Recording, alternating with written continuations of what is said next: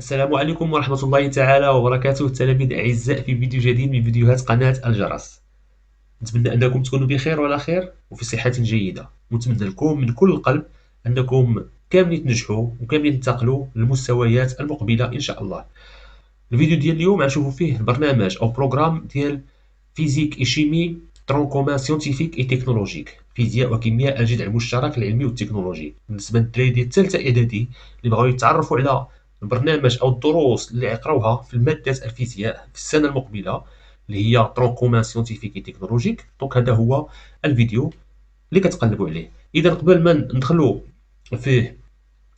نتعرفوا على البروغرام، فقط نريد أن نخبركم أننا حنا في قناة الجرس في السنة المقبلة إن شاء الله غنبداو البروغرام ديال الجذع المشترك العلمي.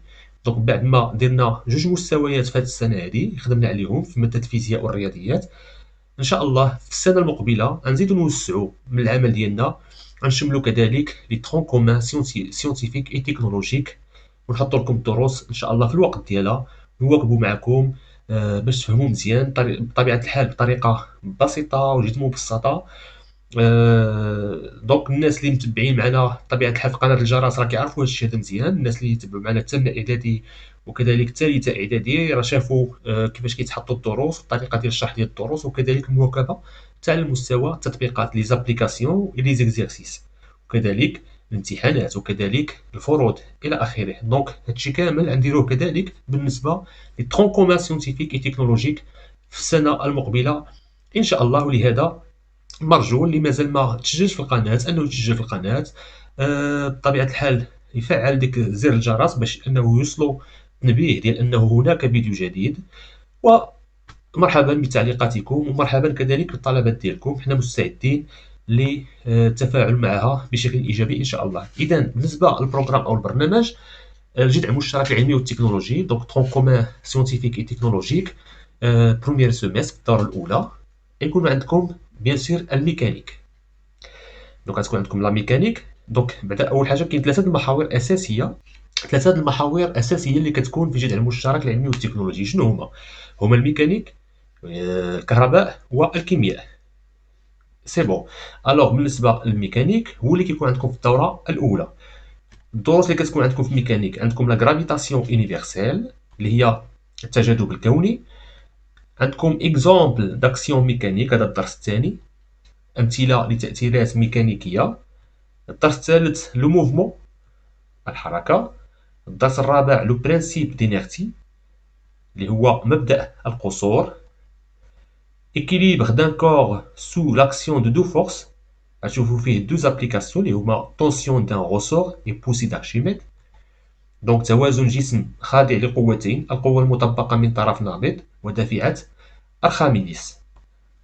ثم الدرس السادس équilibre d'un corps sous l'action de trois forces، توازن جسم صلب خاضع لثلاث قوى غير متوازية. الدرس السابع équilibre d'un solide en rotation autour d'un axe fixe، اللي هو توازن جسم صلب قابل للدوران حول محور ثابت. دونك هادو هما الدروس اللي عندكم في الدوره الاولى في محور الميكانيك، في لابارتي ديال الميكانيك.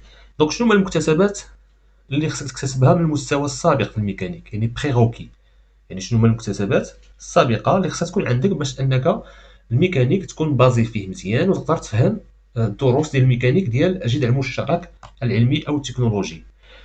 اول حاجه موفمون اي غوبو فيتيس موين، هادو قريتوهم في هاد السنه هادي ديال الثالثه اعدادي، خصك تعاود تراجعهم شويه في الصيف باش تدخل مبازي.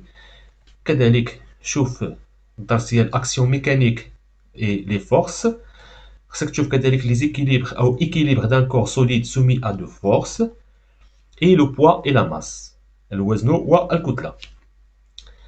الوغ بالنسبه كذلك في الدوره الاولى كاينه في لابارتي ديال الكيمياء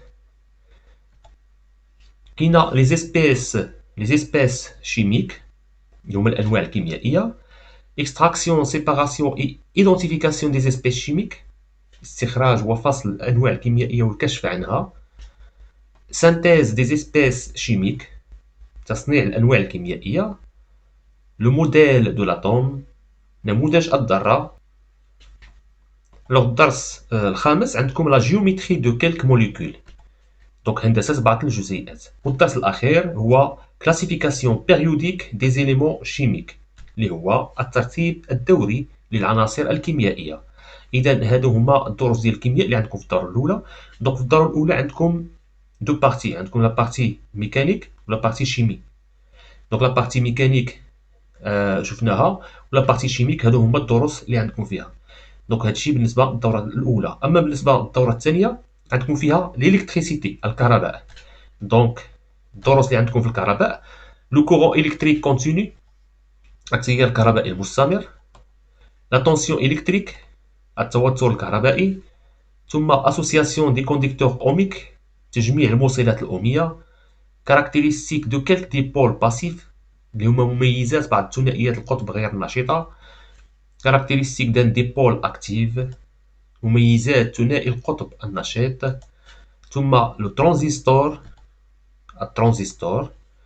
لومبليفيكاتور اوبيراسيونيل، اللي هو المضخم العملياتي. اذا هادو هما الدروس ديال الكهرباء.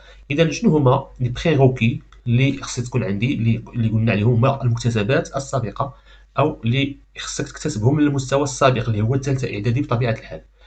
الوغ لا بويسونس الكتريك، l'énergie électrique et loi d'Ohm. C'est bien. Alors, et pour البارتي ديال الكيمياء في الدورة الثانية عندكم لا مول unité de quantité de matière. غتعرفوا هذا المفهوم جديد اللي هو لا مول أول مرة. دونك كتسمى كمية المادة المول، دونك غتعرفوا شنو هو المول. لا كونسونطراسيون مولير، دونك التركيز المولي، دونك للأنواع الكيميائية في محلول بطبيعة الحال. ترانسفورماسيون شيميك بيلون دو ماتيير، التحول الكيميائي وحصيلة المادة.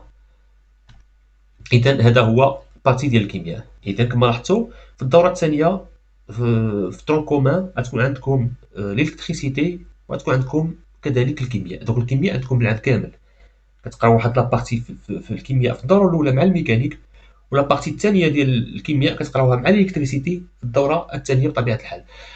الوغ بالنسبة للمكتسبات المكتسبات المستوى السابق، يعني المكتسبات اللي خصك تكتسبها من المستوى السابق اللي هو ثالثة إعدادي في الكيمياء كتسموا لي بريروكي. دونك عندك لي زوبجي et les matériaux، خصوصا الدروس اللي قريتو في الدار الأولى ديال الثالثة إعدادي. les atomes et les ions، donc oxydation des métaux et combustion des matériaux organiques dans l'air et réaction de quelques métaux avec les solutions acides et basiques. Et merci à votre attention et aux vidéos prochaines, Inch'Allah.